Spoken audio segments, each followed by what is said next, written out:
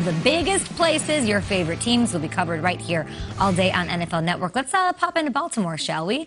Get some crab cakes at Jimmy's Seafood and go talk to our guy, Mike Garafolo, in a bit. Now, Mark Ingram, of course, has left. I'm sad about it, but there is a huge opportunity for their running back, J.K. Dobbins, and here's what he had to say yesterday about how he'd like to be used in this offense.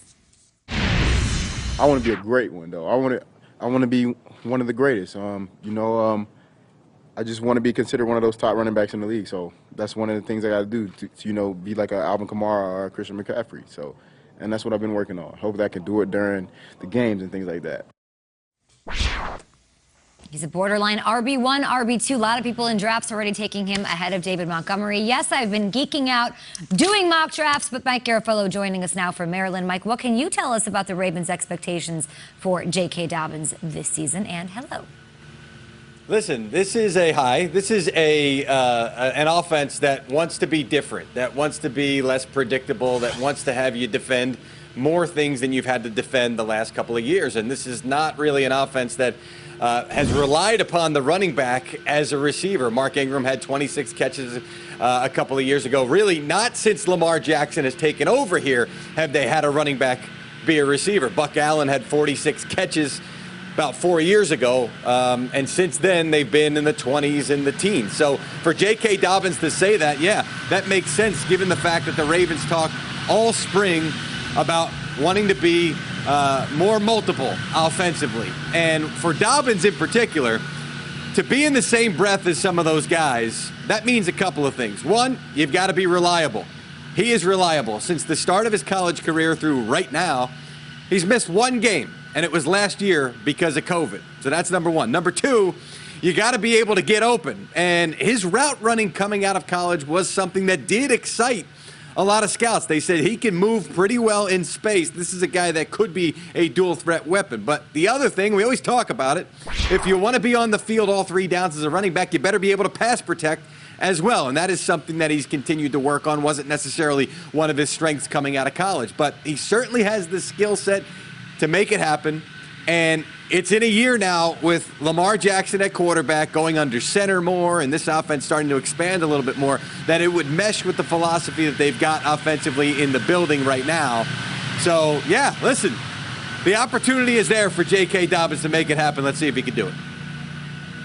Mike, you mentioned quarterback Lamar Jackson. He's still in quarantine after testing positive for COVID-19. Can you give us an update on his timeline?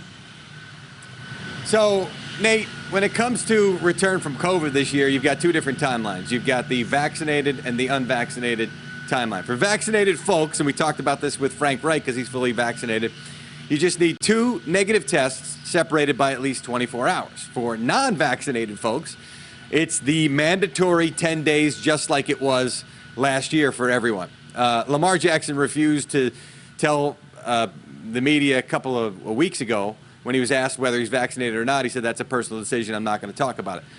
I will say this, though. My understanding is at this point next week is right about when you'd expect for Lamar Jackson to be coming back. Doesn't sound like anybody's expecting him back here in the next couple of days. So it's not the end of the world, provided he's healthy, which, or not healthy, but, at least dealing with COVID as best as possible. And that seems to be the case right now. And that's what you hope continues for Lamar Jackson personally.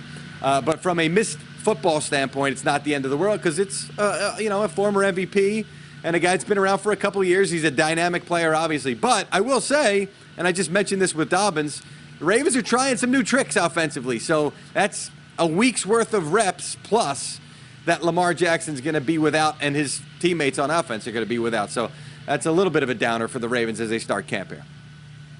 He's, of course, looking for a payday here in the near future. I think it's fascinating to think how that will go in Baltimore. Mike, I am enjoying these sounds of that lawnmower in back of you so much that I would like to keep you as part of this conversation on Lamar Jackson. It's like it's like my own personal hard knocks here. You got the sprinklers and the mowers as you cut from scene to scene. That's what we got going on there.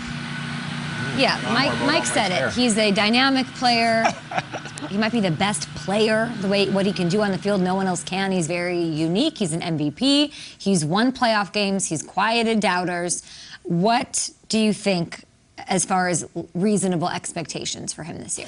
Yeah, listen, I mean, I've called him Lamarkable for a reason. I think Lamar Jackson is a phenomenal talent. And, you know, I know a lot of people will say, all right, it's a make or break a year. And, you know, they want to blame him for certain losses. And I go back to like a couple of years ago when they lost to the Titans. You know, it wasn't him that couldn't tackle Derrick Henry. You know, so he as a quarterback, you take that L, even though it's not your fault. But the defense, you know, failed him right there. I mean, that could have been a totally different game if they had found a way to stop him. But I look at Lamar this year, and I'm like thinking year 3, like, all right, listen, like now's your time to shine. Like, let's go. I want to see that next level. You know what you guys all have in common with Lamar Jackson? Us.